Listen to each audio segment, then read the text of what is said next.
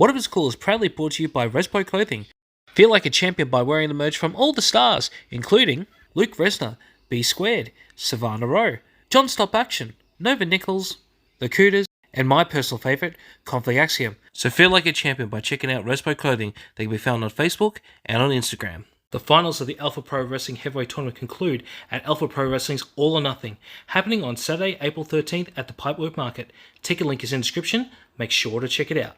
Before you see All or Nothing, make sure to check out Alpha Pro Wrestling's Energy 3, also happening at the Pipework Market. Entry fee is only $2. Make sure to check it out. Want to step in the ring? Well, here's your chance to learn from some of the best.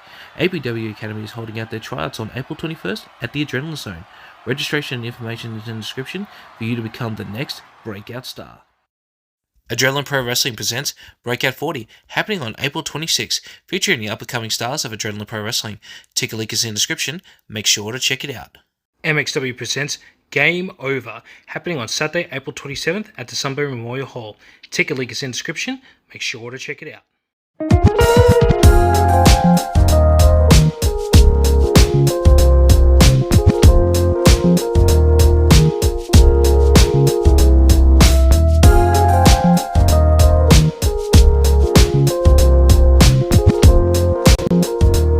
Welcome to another episode of What If It's Cool, the show where we talk about anything and everything that is cool in the world today. I'm living in the Matrix, Daniel-Paul Crowe. With me is Leighton McGee, Richard Naffa, who said he was only going to be 5 minutes. It actually took him 1 hour and 9 minutes to actually get on this call, which is absolutely fantastic. And like you never. no, I'm not going to say that. And with us is our time traveler / Morpheus of the cast, Dangerous Pete Morgan. I almost called him Texan. How are you, boys? Hello. Good day. Now, Tass does send his apologies. He cannot join us tonight. I believe he's, consoling Mason Stoneface, who lost to a 71-year-old man at VPW last night. So, yeah. Mason, if you're watching or listening this, you suck. And because I'm going to say this to you on Saturday, Hugh Sands says Fade to Grey better than you.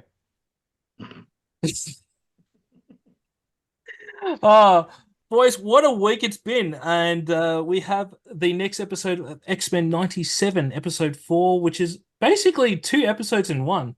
Yeah, 2 half episodes. Something that the show never did originally. Yeah. Richie, can you get in the synopsis up for us, please? Yeah, man. So on her birthday, a nostalgic Jubilee is forced to relive the X-Men's greatest adventures when an entertainment system transports her into a 16-bit video game.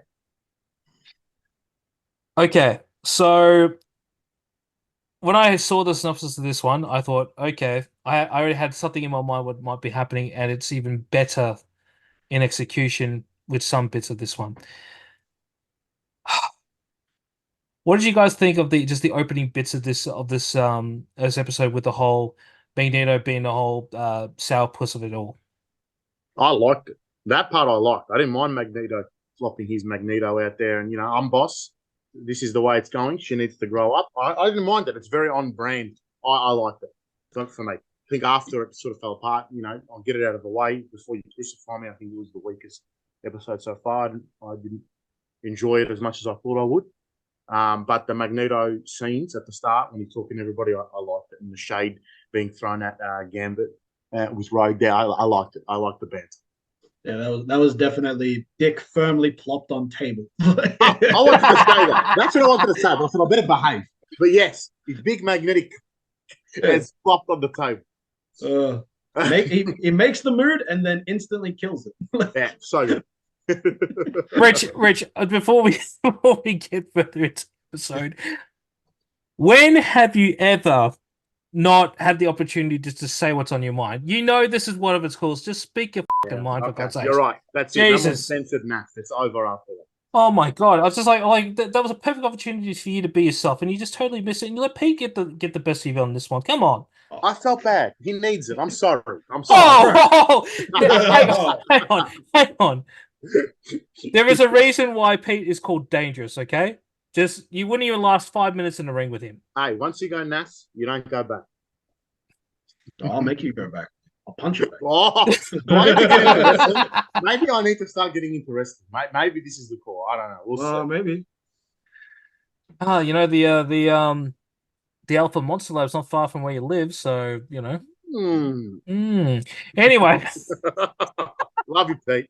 Yeah, you're right, bro. I love the banter between Magneto and Gambit on this one, and it's I'm excited to see what's going to happen. The biggest thing is, like, obviously, you know, he's a big sourpuss. He's like, we all have to train. We can't, you know, you can't just celebrate someone's birthday. I felt for Jubilee on this one, and I think that's why I like this scene so much, because I actually do feel really sorry for her that she can't celebrate, go to the arcade herself. But does he have to be that stingy to her? Like, yes, it's just turned 18. Come on, mate. Storm just lost her powers. The X-Men's all over the place. The world hates them. It's a standard story. No, if she wants to go to the arcade, she goes after training. You can go after that. We'll cut the cake in the danger room. Happy birthday, and back to him. But then there's also, like, you get Morph. Oh, someone didn't give him a pony for the Sweet 16th, and he's like, oh no, my parents perished when I was very young. Like, exactly. Bro, everyone around that table has a goddamn story, man. Like, Morph was brainwashed by a cloning psychopath. Wolverine was tortured into being what he is today. Like, Gambit was stolen as a baby and raised as an assassin. Friggin' Rogue can't touch anyone. Like, bro, read the everyone's got trauma. So it's all bad. Yeah, my brother. Like, we get it. Holocaust is bad, but like, you reckon? Yeah, let's downplay the Holocaust. Then. Oh no! Laugh, man. Professor X comes out of nowhere. I'll make you relive it again. Oh god. Obviously, guys, we're just joking around. Yeah, we're joking. You know, it's not to be taken seriously, so don't come and trying to cancel us, okay? But the thing with this one is, I've already forgotten the character's name. What's the new Jubilee character's name? His actual name? No. His actual name. Roberto. Yeah. Roberto. Never roll your R like that again. It's Roberto. Tomato. Shut up. You know what the worst thing is? My mum's background is Spanish Filipino. I should know how to actually roll my R's, but I can't do it. You should. That is a disgrace. We could go all day with how much of a disgrace I am to my family. So harsh. I know. I just meant it as a joke, and you just go, make me feel like a dick. Hey, I've given you so much in the last couple of episodes. I need to make fun of myself, okay? So I think of this as me being nice to you for a change, all right? All right. I'll take it. Thank you. Right. Yeah, he didn't even mention the intro song this week. Like, he's still fucking traumatized with the laughter. That's why. He's about to start crying if he mentions that fucking scene again. I can jump on him. No, mate, you should be happy with this one. They actually brought back sound effects this time. Yeah, they did.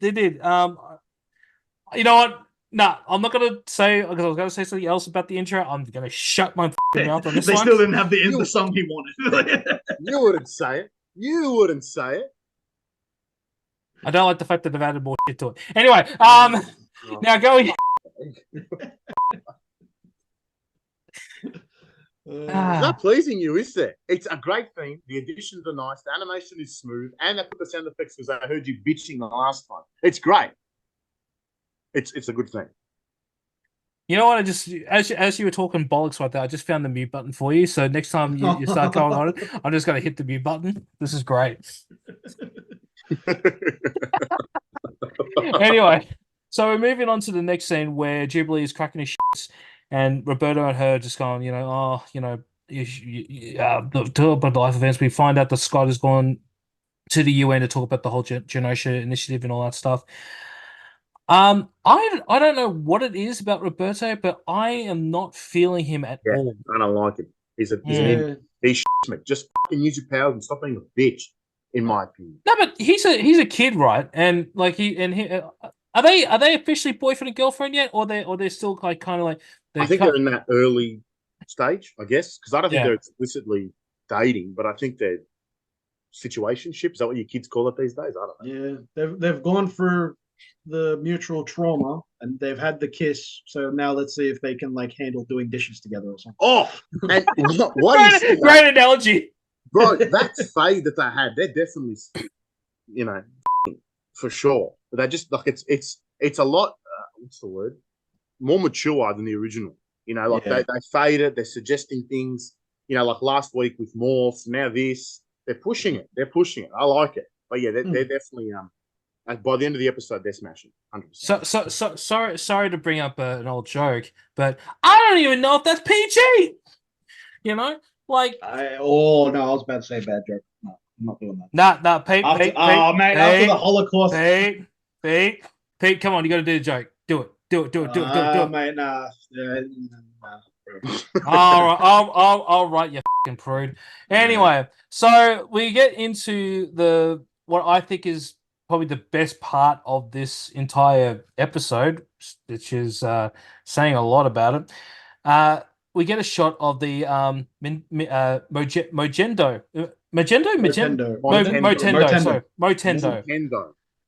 What is with you today? Did you drink before getting on air or what? We had to wait an hour and a half, an hour and 10 minutes for you, and it's nearly my bedtime as well. I'm sorry that you old people have such early bedtimes. Man.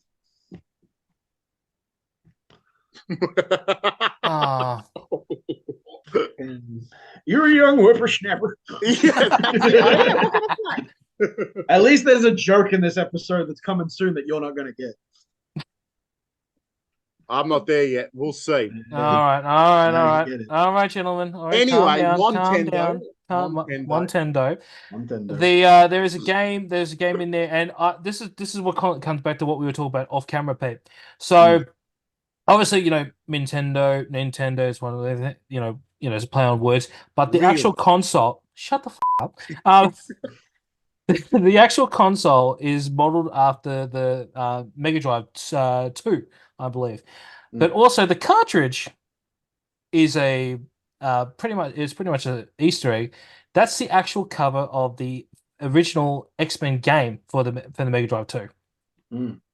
Except for with slight exceptions in it, but it's still the actual. Yeah, it's a recreational. Fairly accurate.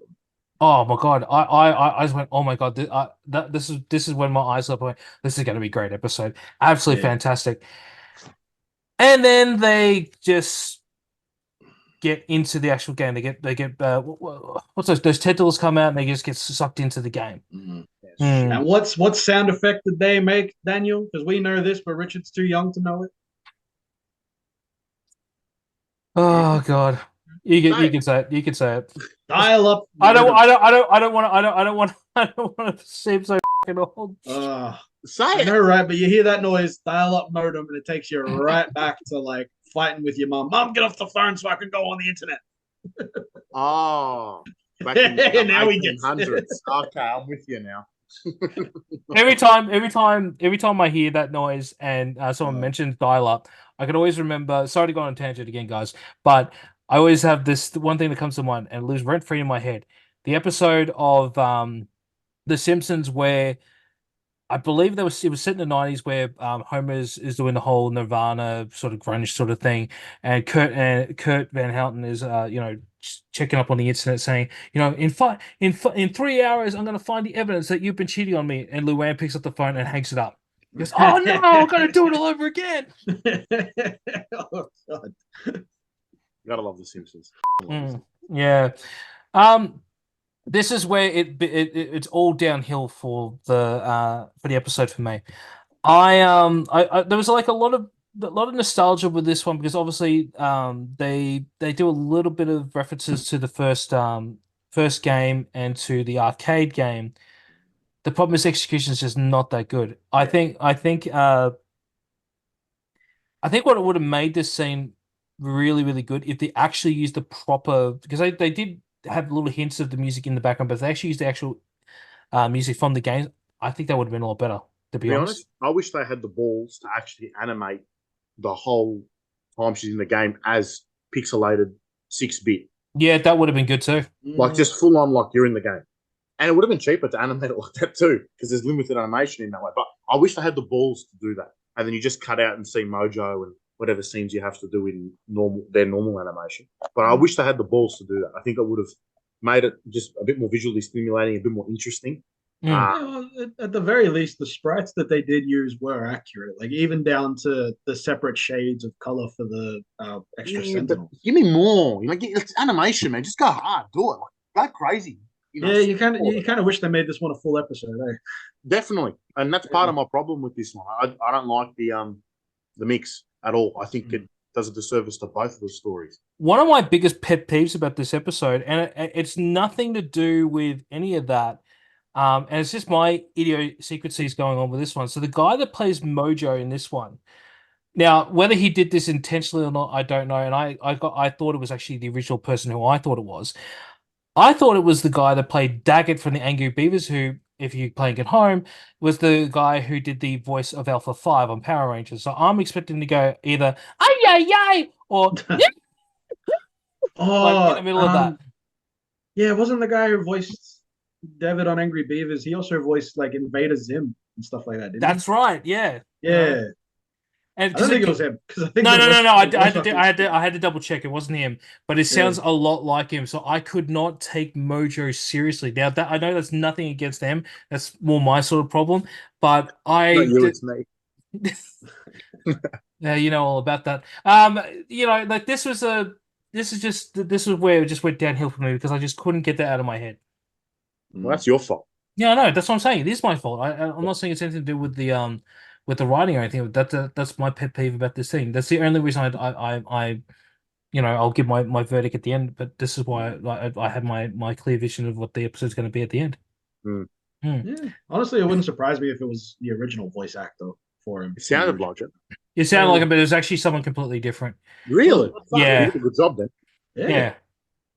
But I will say this though, it was good to see Mojo back because like he was one of those characters that scared the shit out of me as a kid. And he looks even more scary. That guy in the tentacle suit scared you. Well, you got to put yourself in my shoes. I was probably, I think that episode, I think I was 8, maybe 9. Yeah. Seeing something like that, and especially when he was drooling, and just because he had really long fingernails as well, it was pretty scary for a kid. I thought that would turn you on. Oh, mate. Next thing you know, you're gonna pull up Blade, the original movie with Wesley Snipes. You're gonna say that fat vampire in that movie. I was turned on by that guy. But see how you brought it up and I didn't. I'm just saying. Your logic is mint. Logic is hectic right now. It's perfect.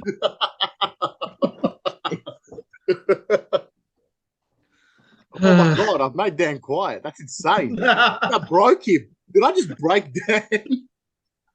He's trying to imagine your replacement in his head, mate. Yeah. 100%.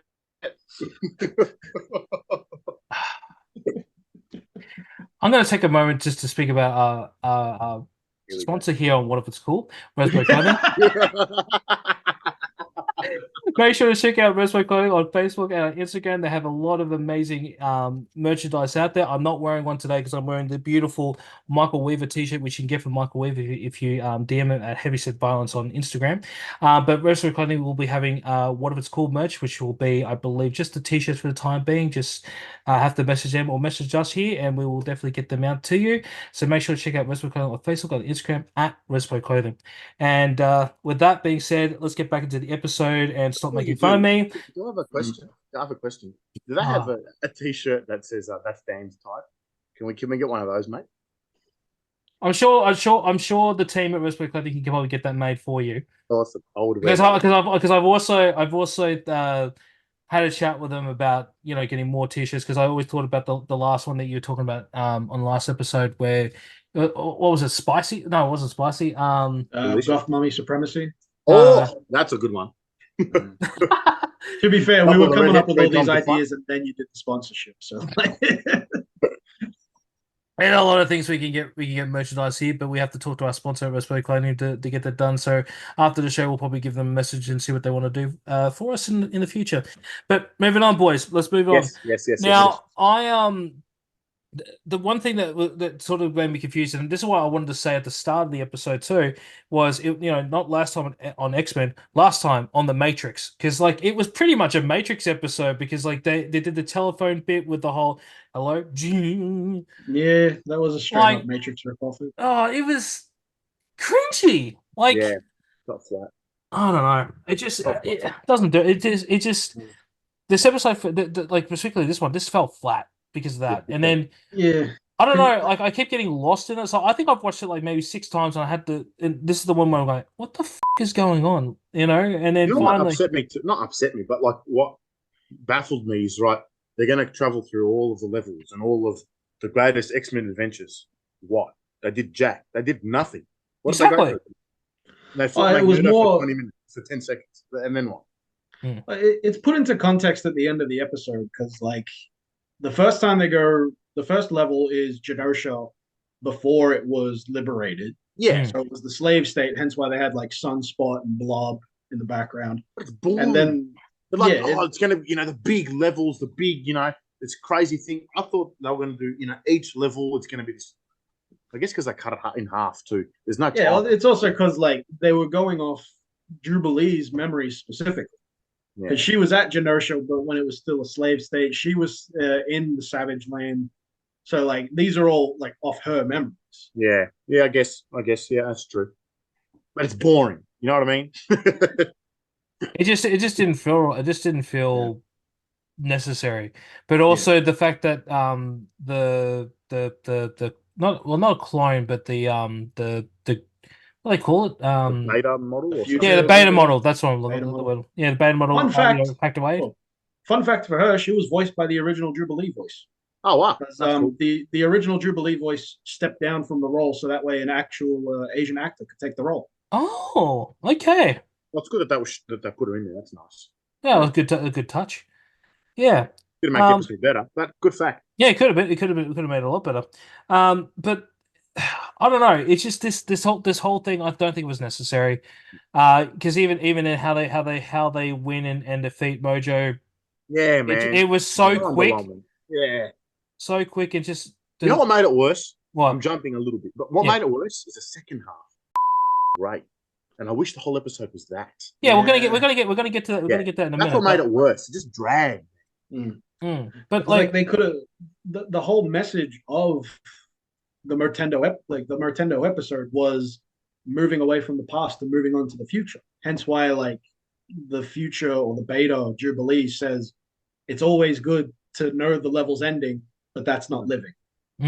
So like always living in your past isn't good. And like that could be a message for the whole show. Like the team is entirely changed. It's an entirely new roster. Magneto's in charge now. Like it's time to move on and do other things. Professor X is dead. Yeah. Well, I mean, even with that now, that's blown my mind away. The second episode where you blow my mind, Pete. But it still doesn't say this episode for me, unfortunately. Yeah, no, it's still like rough, very rough. Yeah. Very underwhelming. Let's ask the separate question of what it's called. The first episode, first part of this episode. What do we think? Is it cool? Meh. No. Yeah. No, that's a no for me, Pete. It's very close to a yes, but it is a no. Because if you love the nostalgia of like the X-Men arcade and the games and stuff, like there's even a reference to the first X-Men game I ever played, X-Men Mutant Academy, in the background of like the end of the episode. And what made it worse? What made it much worse is that there's so much potential, and it could have been a step out of not just the show but the series in general. Yeah, it could have been like one of those. It could have been one of those really good standalone episodes if they gave it the time. Big time. I agree with you, man. Huge. 100%. All right, let's move on to the second episode, the second part of this episode. Because I think we all agree with it, but we like this part. Yeah. I like to call this one that if I was a young kid again, watch this is nightmare fuel again. Yeah, true. Hey, you're a soft kid. Anyway, Rich, can you read the synopsis for this part of the episode, please? Is there? I'm not sure. Hold on. Stand by. Technical. Life, Death, Part 1, if you're looking for it. Pete, I've been watching you do this for an hour. Why are you combing your hair with a skewer? Because it's all I've got around me, and I am very conscious of my hair because it's very floofy. I'm due for a haircut. so badly. Oh, I just I want you need to one go. so bad. I just want you to grow the fro again. I think that was great. No, I hated that. You can't imagine having that kind of fro in the bloody summer, man. Hey, we're in winter now, so go for your life, baby. Oh, bro. But then again, but then again, Yeah. and I've always said, you never trust a man with a fro. You know? Oh, okay. I got one. Found one. All right. There we go. Yeah. Lovely. They all just have the first one, but I found a little baby one. Now, Storm is forced to face her worst fears. And forced to face her worst fears in order to free herself. Mm. Yeah, pretty much it. Yeah, essentially. Mm. I'm liking this dynamic between Forge and Storm, but hang on, because you guys know a little bit more about the comics than I do, especially Pete. Did they actually have a romance in the comic books, or was this just They a did. TV series? They did. The Okay. exact, like the name of the episode, Life Death, is the storyline that's right after Storm losing her powers and Forge helping her to get them back. Ah, okay. Because he's a guilty mother effer, and he was the one that created that technology for the government of the mutant dampening powers. So good. Oh, I love it. Yeah, I just want to say it technically was like in the comics it was him. Like he even invents the gun that takes Storm's powers. But in this show, I think they've passed the buck on to it was a scientist that showed up in the last episode because he says, "Oh, I didn't develop it. A scientist in Scotland did it." And that scientist did show up in the original show because he showed up in, I think it was the second Master Mold episode. Mm. I can't remember his name, but you see a picture of him when it goes past the pictures of like Forge and the X Factor and things like that. And yeah, you see the picture of him there. And the bloke next to him was that picture, but of the X Factor. Oh, I would watch out of that show. That just looks fun. It's visually appealing.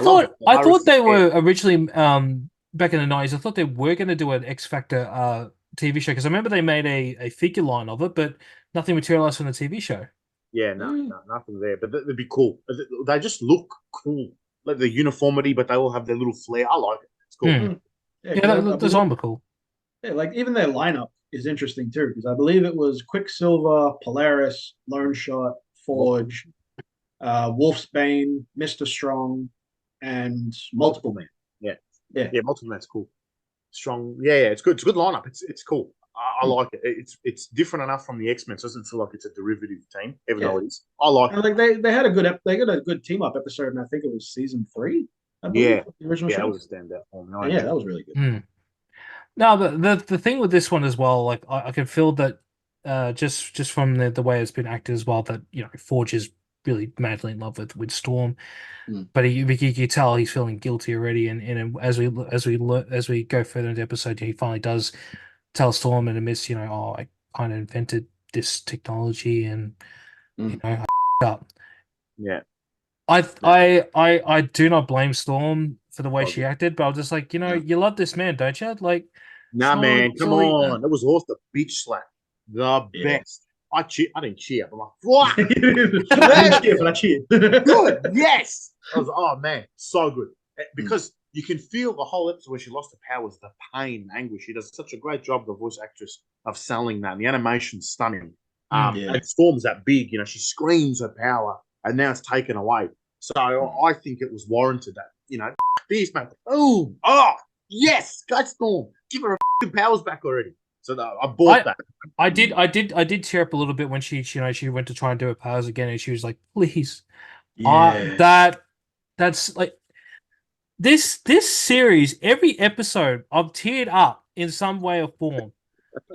And no, I know it sounds very sappy, and I know it sounds like I'm very very mushy, but I love shows that do this because it really makes you feel like it's a real show. You can have comedy, but if you have the tearjerker bits, it's what makes a good show. Especially when they take it seriously in the show themselves. It's right. I find that the show overall as a whole, it's striking a pretty good balance. Aside from the first half of this episode, it's a very good balance of that seriousness, the playfulness. I think it's encompassing because that's what the X-Men is. It's really neighbors with superpowers. If you think about it, they've got the soap opera, the romance, but they have those powers in moments. What? Neighbors with superpowers. Yeah. Oh my god. Neighbors. Neighbors. Last time on Neighbors. I'm just Neighbors picturing that old- can easily Isn't that- kill you. With the short chick with his rain claws with the short And some that can fly away. hair.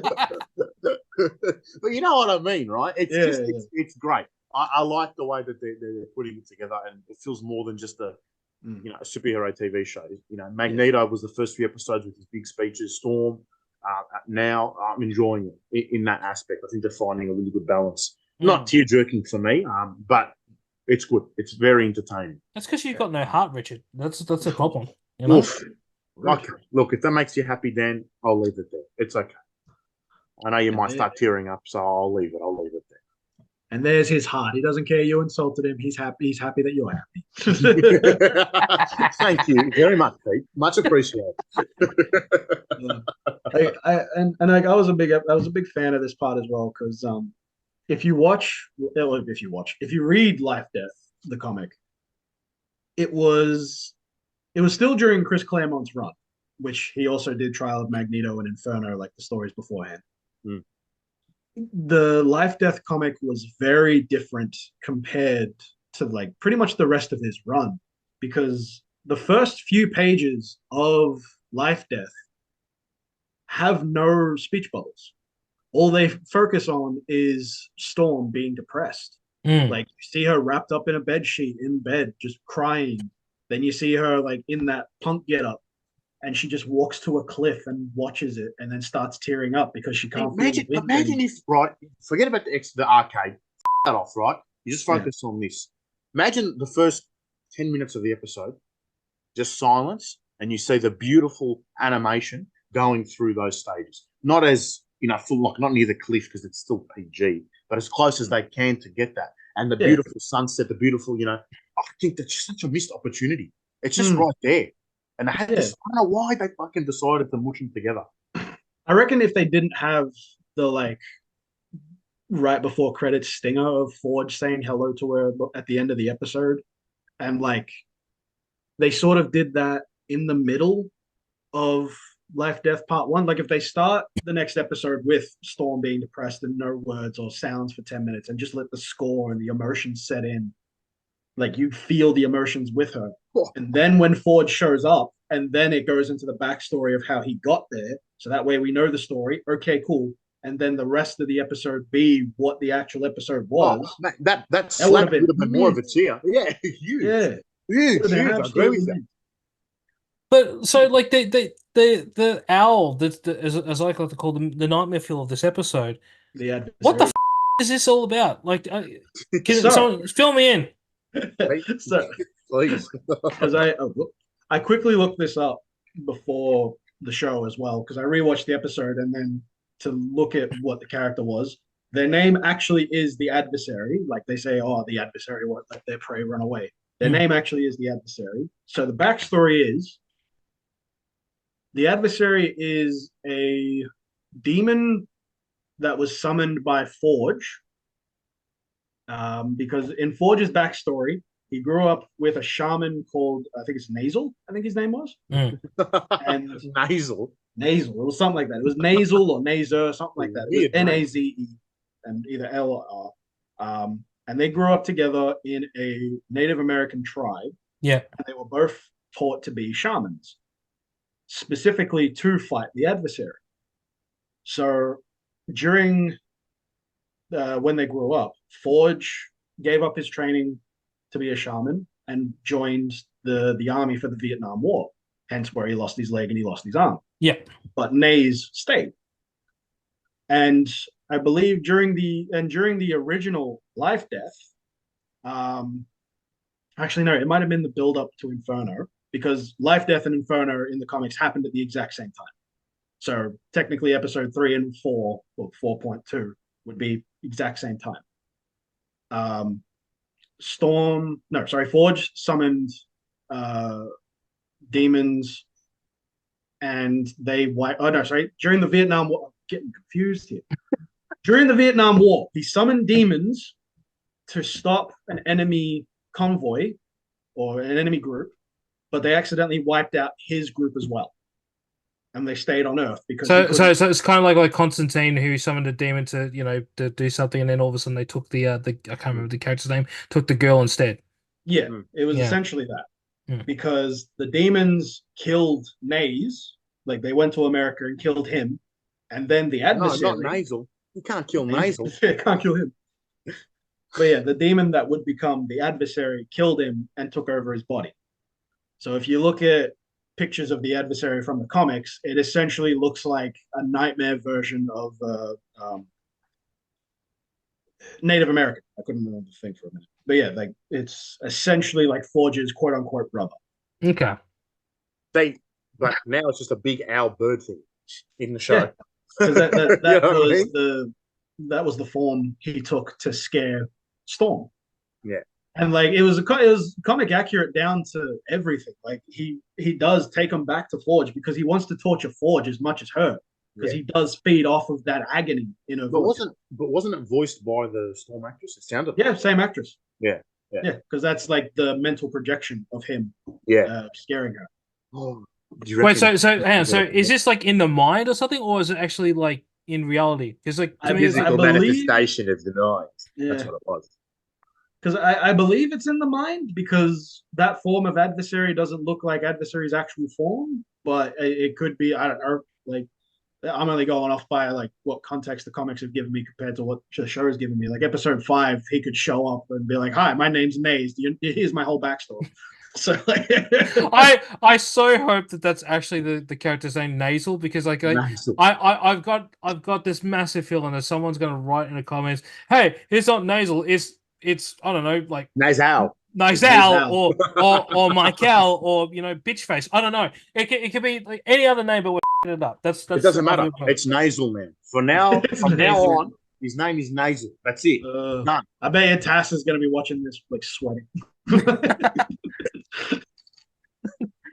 Oh well, yeah, and this is going to be if the next episode doesn't live up to this, I think this is going to be a deal breaker for me, because like this episode really did a number on me where I'm very torn between it, because like it just started off really and then it ends well, but I'm just like, you can't do this to me, Disney. I want the whole story. So the next episode better be good. Just saying. I hope they stay away from this two-parter. I'm not a big fan. I think it takes away from. It does a disservice to both of the stories that they're trying to tell. They've got time. They don't need to burn through it. I don't think. At the end of the day, people are watching it and they'll renew it. They already have. So I don't think they need to burn through it so quickly and do big stories in half an episode. I think it'll do a disservice to everybody. Well, we've got 4 more episodes coming up, so that's it. Yeah, because there's only eight this season. That's and then I know, but hopefully next season we get a lot more episodes. I'm hoping for maybe a 12 or 16 episode run. That's what I'm thinking, because I know they're not going to do 20. I think 12's a good spot. 12 will be pretty good. That's a great. 12's a good spot these days if they're going to do episode by episode. Yeah, especially because they're a bit longer. Aren't they half an hour, not 20? Depends. Yeah, because if they're half an hour, 12 episodes, beautiful. Well, let's ask the same question again. Part 2 of this episode. Do we think it's cool, Rich? On the bitch slap alone, yes. Pete? Yes, very much so. Yep. I'm gonna say yes. And that fucking owl scared the shit out of me. Oh, shut up, Rich. Shut up. I'm gonna buy you an owl toy. Does that mean you're scared of like Owlman? No, I'm not scared of owls. It's just it was fucking freaky. Okay, I'm not gonna talk about what I'm afraid of. It's. Well, you scared Sinestro's gonna come get you. Anyway, the adversary is his sleep paralysis demon now. God damn.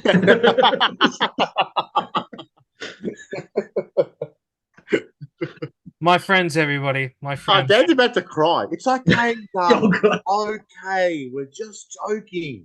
You'll be all right. I promise I'll be here next week for you. Please. Now, that is the end of us reviewing this episode, but I actually have a bit of show and tell for us because I did say that I was going to talk about this because obviously I found a comic through, I guess we're talking about, things that we found, what we started off with when it comes to comics. I happen to find, I don't know if it's going to be able to see in the picture. I'm gonna have to put a photo of it right here as we talk. But my friends, is called Champion Comics. That was commissioned by the AFL and 3AW. Now, for our listeners out there who 3AW, talking Melbourne. Hang on, shut up a sec. So for those of listeners who don't know what 3AW is, that's a radio station on the AM system that does the majority of the commentary for Australian Wales football. This was made in 1992. What's interesting about this is I did a Google Lens search of this actual comic. Nothing comes up. Really? You got the Yes. rare variant of something. And I try to search everything up. I can't find shit about it. You got But what's Neil Mitchell. if you come on Saturday, which we'll plug in a few minutes, you can have a look at it yourself. This is something that's I find absolutely hilarious because they've got a lot of caricatures of Rex Hunt, Ernie Sigley, forgotten who the other people are, Ron Barassi, Kevin Bartlett, and out of all people, Sam Newman. I forgot. I totally forgot that Sammy was on the commentary team at 3AW in 1992. I thought he came in like 1995 or something. But what's what I remember about Sam Newman is him pissing in a cup on live TV on the footy show. That's my fondest memory of that man. I was in year 6, year 7. I turned on the TV and watching it with Dad. I'm like, Dad, what's going on? He just said Sam Newman pissing in a cup. Jesus. Two of my fondest memories is when Shane Crawford pulled down his ducks, and everyone thought, that wasn't going to show anything. It showed something. Very interesting. Australian the television. guys from Blade, Mojo, and Shane. Say what? And the other one is when Geelong thumped. I can't remember what side it was, but Sam Newman dressed up as Cameron Ling and did the Single Ladies song and dance, and it was the best. It was the best thing. If you can find it on YouTube, it's great. It's absolutely one of the funny stuff. What's funny about this comic book is, with all the characters, they do a listing of the history of Australian rules football, but they compare it to the Roman days, wrestling, boxing, and what I'm having a look in here, the Mayan calendar stuff. It's even like Tarzan as well. So and it's good. The good thing is they've got a lot of players on here like Sheedy, Plug a Locket, Gary Ablett. But the one thing I find the most funniest, and I'm going to have to put the photo right here because you can't see it with the Zoom link. It actually has a photo of our former Prime Minister, Paul Keating, and it reads, "I don't care about the score. Are the TV cameras on me at all?" It was just him saying it. But the bottom caption says, "Public figures grappling with the fact that more attention has been on these young men than them on this day." Which is pretty much a slide on all the politicians, which I think is the most hilarious thing, especially in 90s politics. But it's absolutely great. Published by them? It was published by AFL. That's it. And the publishers were called Champion Comics Poetry Limited, which were I didn't expect this, in South Australia, not in Melbourne. Oh wow, not Sydney or Melbourne. That's crazy. No, that's weird.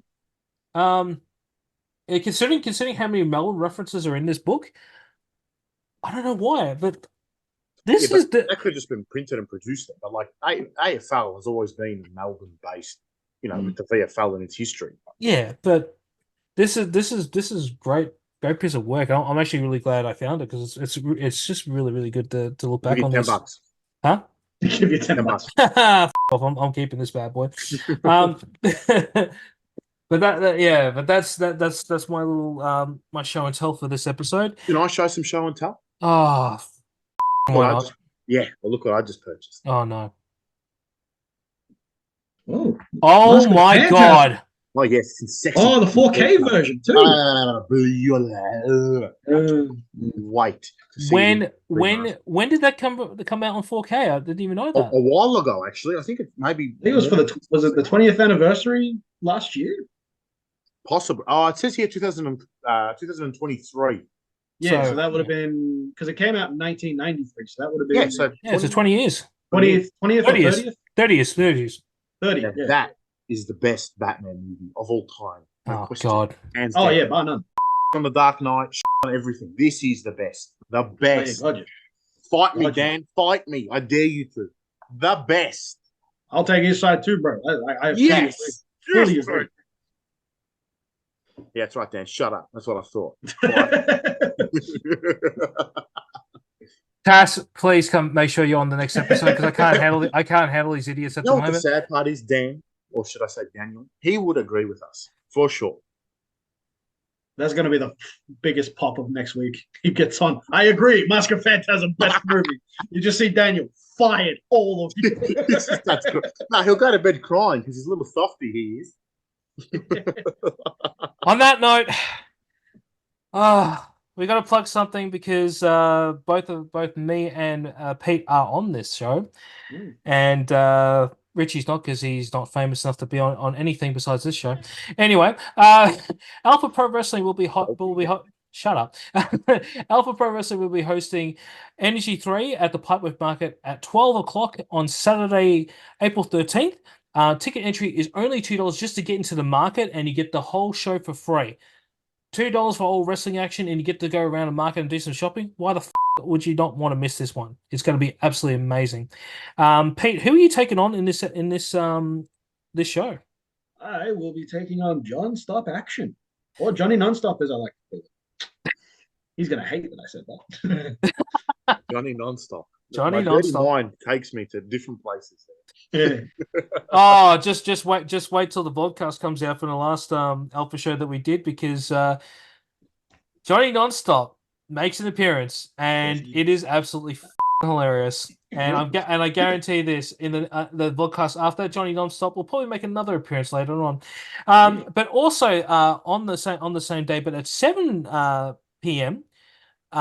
It will be Alpha Pro Wrestling's All or Nothing, featuring the last of the tournament to crown the new Alpha Pro Wrestling Heavyweight Champion, which will be featuring Mike Chaos, Chris Law, Jason Crash, and Slade Mertzer, which is going to be an absolutely stellar show. Now, on both shows, I will be doing commentary on that one, so you get to hear my lovely voice doing that. I'm going to be very, very excited to see this, because on both shows, I got to admit, I've seen a little bit of the card, and I can't wait to see it. I can't wait to see, about to call him John, Pete's match, because having seen Pete's work and also seeing John's work as well, absolutely fantastic. And I know they're going to absolutely smash it. Boys, firstly, we'll go with Pete. Where can we find you on all your socials? You can find me at danger_is_Pete on pretty much anything from Twitter to Instagram to TikTok even. And yeah, you can also find me wrestling at Alpha Pro Wrestling. And if I have any other shows, I will advertise them forthwith. Rich, I know you're not famous, but where can we find you on your socials, man? Well, aside from the Batcave, you can find me on Instagram or Facebook at Naffa__1400. Yeah. And with that being said, don't forget to like, share. You're an asshole. Yeah, this guy. Just remember, ladies, he is single, so send all your applications to the sexy man right there and there on his Instagram, because he needs a lot more DMs, especially that are not mine. So definitely send some DMs to him. They're happy now. I'll just put you over, okay? I don't know if that's a compliment or not. I don't know how to take that, Dan. Yeah, that's okay. You enjoy Mojo. Yeah. With that being said, don't forget to like it. Hell. Take 3. With that being said, don't forget to like, share, and subscribe to the show wherever you get your podcast. Want more from What If It's Cool? Make sure to check out the YouTube channel, where you can find the latest episodes of Mukbang Around, Reaction, and of course the podcast. And don't forget to follow What If It's Cool on all socials. It can be found at What If It's Cool. Keep that support coming. And until next time, for me and the rest of the team here, we'll catch you on the next one. Peace.